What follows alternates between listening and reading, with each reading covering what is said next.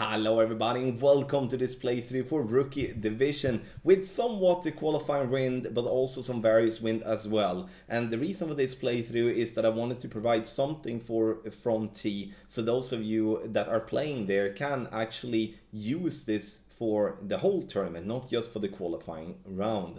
Make sure to hit the thumbs up button if you do enjoy the content. Also, subscribe to the channel and turn on the notifications. For those of you that do want to take the next step in your game, you go to patreon.com/golfclashtommy, which is through the link in the description down below, or you scan the QR code there on the side. Then you can see all our packages, and it doesn't matter if you need help in tour play or in tournament play, we do have something for everyone.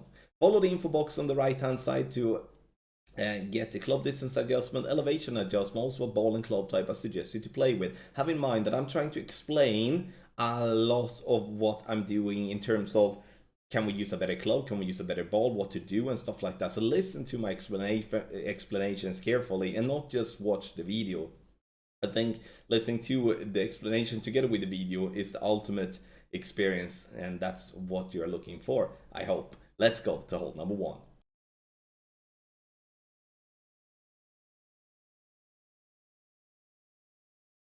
So on hole number 1, we're gonna start and playing with our extra mile. We do want power and we do want to have a little bit of wind resistance. I'm gonna use 2 right spin and I'm going to use 2.5 bar of top spin. Adjustment is gonna be max plus 10. So we are adjusting max plus 10, which is 2.3 rings. Center the ball and try to hit perfect. A perfect ball it is. Now we're gonna look to bounce on the fairway. You can see we're kind of close to the rough line, but that's all calculated for. And we are ensuring to not go too close to the rough line. On the second shot, we're going to play with our sniper. And the sniper here is going to be minus 20% elevation, true club distance. I'm going to use all the right spin. I'm going to use 3 bars of backspin. The goal here now is to have the second bounce on the fringe with the ball guideline to go just through the hole. And once we have found our spot like that, we're going to see this one as approximately medium distance of our club. I'm gonna play like 40%, which is going to be 3.4 rings. Now, it's all about centering the ball and try to do your best as usual to hit perfect. Perfect it is, and the ball will now hit the rough and it will go down and attacking the pin. Just a little bit too much to the right. Speed is good, but in the end, you know, perfect ball. We are close on a tough par 4, whereof a little bit more adjustment would be better.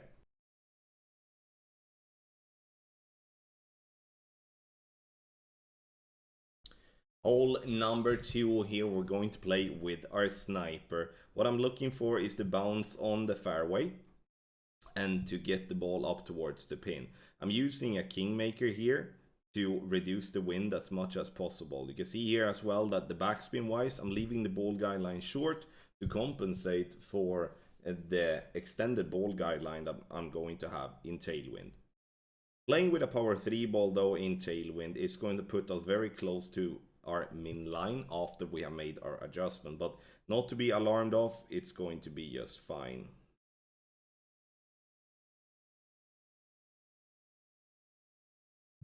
Center the ball and hit perfect. The ball will bounce onto the fairway up towards the pin. You can see here now that we are just burning the edge here after adjusting medium distance with a 15% elevation, obviously with P3 numbers as we're playing with P3 ball. Hole 2, very difficult one to consistently drop. You can go for a rough bump, but the rough bump is definitely glitchy in many spots. It also a risk of missing the rough, and then you might not get the birdie at all.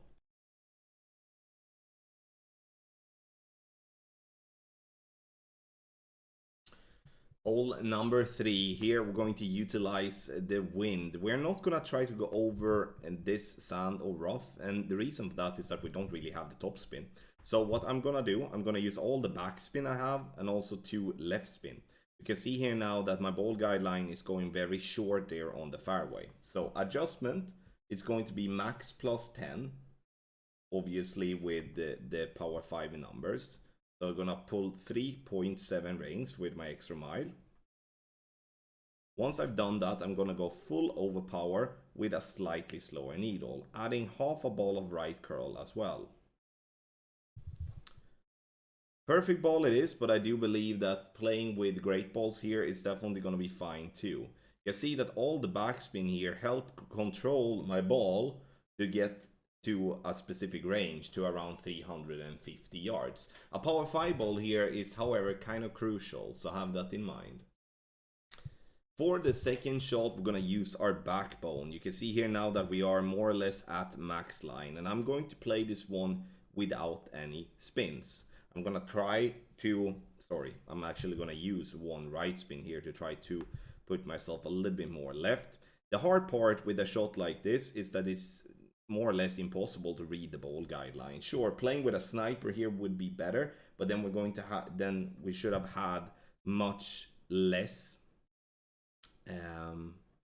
We should have had much more backspin on our club, because the more backspin we would have, the further away from pin we would be. Then we could have played the sniper, as would honestly be better. And the reason, once again, that would be better is due to the fact that the sniper has such a good ball guideline. You can see here that I'm coming in here towards the pin, missing just right, needed slightly less adjustment. Now I can see as well, it says medium distance. We should be playing obviously whatever club distance we have. So in this instance, it would be better to play max distance, obviously, as we play max line. Have in mind though that the tricky part is to have the ball guideline pointing towards the pin in a good way, which I didn't here. I aimed too far right, which obviously made me miss. Right, tough par 5 on hole number 3.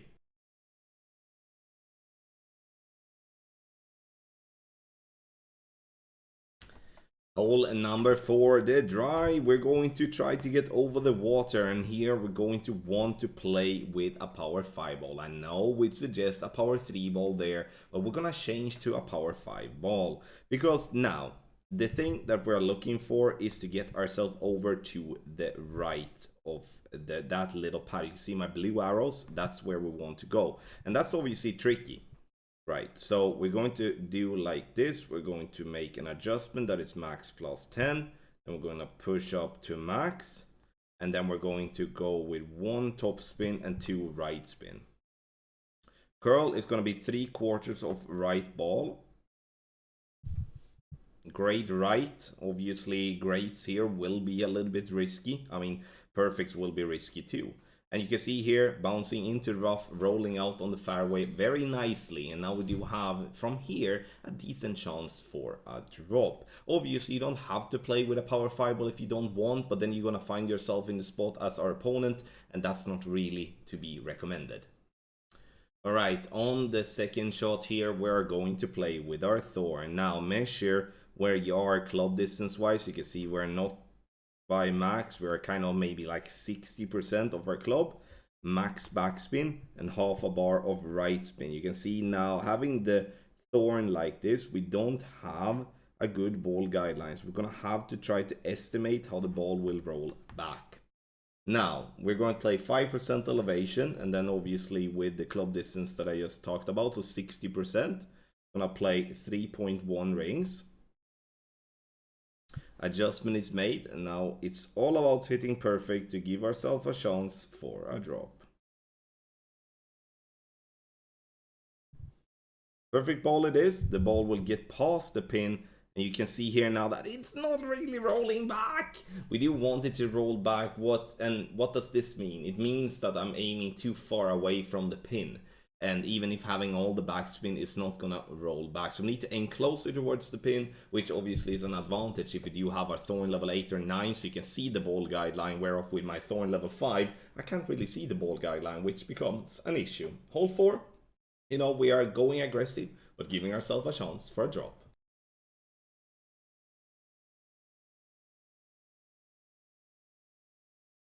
Hole number 5 here. We want to go over on the right hand side. Why do we want to do that? It's because it's going to be so much easier than to attack the pin from distance. This is going to be a par 5 where you're going to have to see it as, okay, getting anything better than an eagle is a massive bonus, which is obviously the albatross. So we're adjusting max plus 10. We're using all the top spin, all the right spin, and then trying to apply as much curl to the right we possibly can. If you do have a club that gives more curl than the extra mile, then use that amount of curl, because the more curl, the easier it will be to stay away from the rough. On the second shot, we're playing with our sniper. Here you can see that we are playing very close to max line. You see that there is a little sticky spot there from where we are aiming. Here I would like to use the ball guideline that we do have to try to somewhat find the sticky spot with the ball guideline and not have a glitchy ball guideline, which is very easy to get from this distance. So I'm gonna try to aim very far out here, trying to use all the side spin and try to play into the hole like this. Now we are very close to max line, so we're gonna also play it max distance, and we're gonna play this one max plus 10. So adjustment is done, center the ball.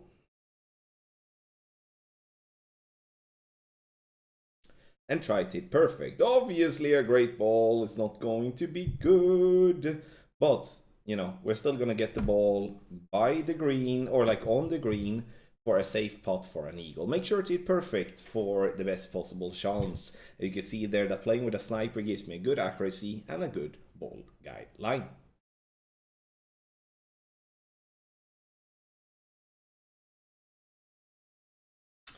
Hole number 6, and here we're gonna go for a very aggressive line, but I don't want to give you just a line where we lock in the birdie. I truly want us to have a chance for the hole in one here. Start at max with sniper 7. That's not going to be max for sniper, higher level sniper, so have that in mind. We're gonna go 0.2 bars of topspin, and we're going to adjust max plus 40 E3. Adjustment is made. We're now going to center the ball and try to hit perfect.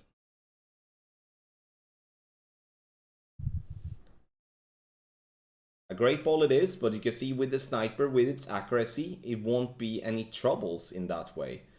Great level was actually better than hitting a perfect, and you can see there that we're coming in just right of the pin, and would have needed to have a little bit of left spin to compensate for the result that we got there.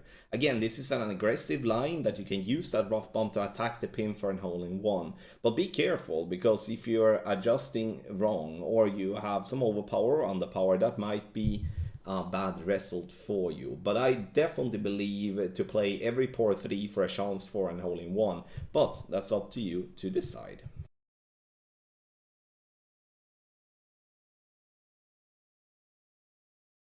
Before we take a look at hole number 8, after spending almost half an hour trying to match someone and getting the no opponent message in practice, I decided to match myself with 2 on my better account, and that's why you will see better clubs than I would like to show here in Rookie. But I kept it to a lower level stats, so we can still use the play that I'm using here. 3 top spin, 3 right spin. Here I'm just going to bounce over the water on the left hand side. The reason I'm using the left and not the right is because I like the second shot better from the left. If you do have really good clubs, you could bounce over the water on the right and get yourself close to green. Unfortunately, that wasn't possible for me with the quarterback here without having to go with a power hook, and that's not really something interesting here. So even if you do have a lower level quarterback or you have any other driver, you need only 3 top spin and then obviously the 3 right spin of the ball to play the shot that you see here in the video. The second shot you can play with whatever short iron. The only difference obviously by having a better club like I'm having here in the video is that the ball guideline shows all the way, and that obviously makes a shot like this so much easier. And that's, you know, you've heard me so many times when doing videos for Rookie Division that if we're having a ball guideline, then we would be dropping more shots because we can use that as a reference. So using 1 right spin, trying to find a flat spot on the green, using 10% elevation through club distance. And once again, you don't have to play this shot. Sorry, you can play this shot with a worse club than this, but the only difference would be that you have a very bad ball guideline and have to guess a little bit more to where to position your club. Bounces on the green up towards the pin, and we're dropping an eagle here on hole 7. On hole 7 of the Porthello Cove, which is obviously, again, not maybe with the clubs that I wanted to show, but I wanted to at least show something here because I didn't want to wait longer than I did for hole 7, Porthello Cove.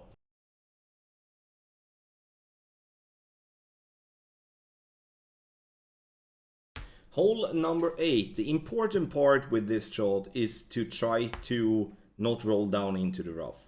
And that's harder than what it looks, or like it actually harder. So you can see here how much rough it is and sand, how close it is, and also that the green slopes right and to the right side of the green and to the left as well.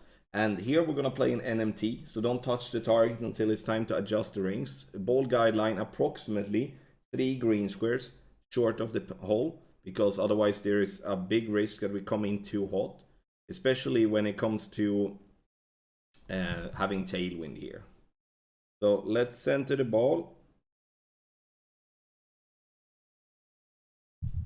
and hit perfect. Now, obviously, the goal is on hole-in-one, but if we're not getting the hole-in-one, it's not the end of the world. You can see here that we're rolling, and even though we're missing the hole here, it still will stay on the back, and we can get ourselves a nice and sweet birdie from here. So in the end, hole 8 here is a very difficult hole to even getting a birdie. You need to have speed control, and you need to give yourself the easiest chance here to get the birdie with an outside chance of an hole-in-one.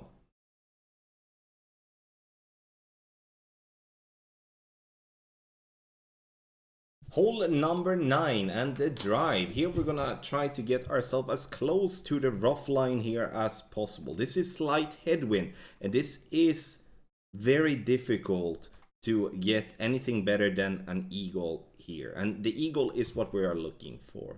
Now, you can see here me trying to estimate how long will this ball roll, okay? So I'm gonna try to play max plus 10 of the drive with my quarterback. I'm using a power 5 ball, and the reason I'm using a power 5 ball is to ensure that I can reach on the second shot. Using a little bit of right curl as well, trying to really push the ball up into the gap here at the top, because the more right we're getting, the more fairway we have to play on. Now, maybe a little bit short, but we should still manage to get ourselves a safe eagle from there, because once again, I'm not looking for an albatross here. Having headwind of tee somewhat removes that possibility. So on the second shot, I choose the wood club that gives me the most power.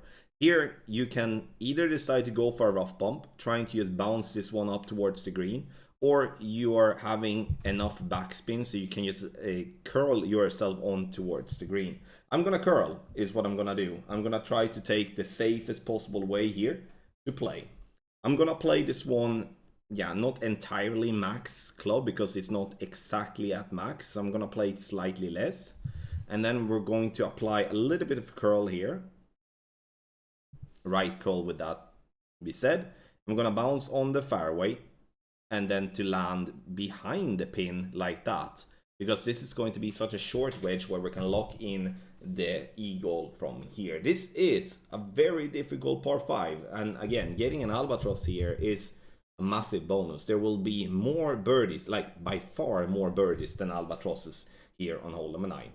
And thank you so much everybody for watching this playthrough for Rookie Division, meant to be helping you for the remainder of the tournament, not just for the qualifying round. So I'm talking you through different type of alternatives, my thought process and stuff like that, and I hope that's helpful. Trying to obviously play with lower level clubs, trying to also explain what to do if you have better clubs and stuff like that. But I mean, I'm doing my best as always. Hope you enjoyed it. Get our guide on patreon.com/golfclashtom. You have guide for absolutely everyone and for whatever you look to improve. Scan the QR code or go directly through the link that is in the description down below. Thank you once again for watching. Good luck in your Golf Clash game.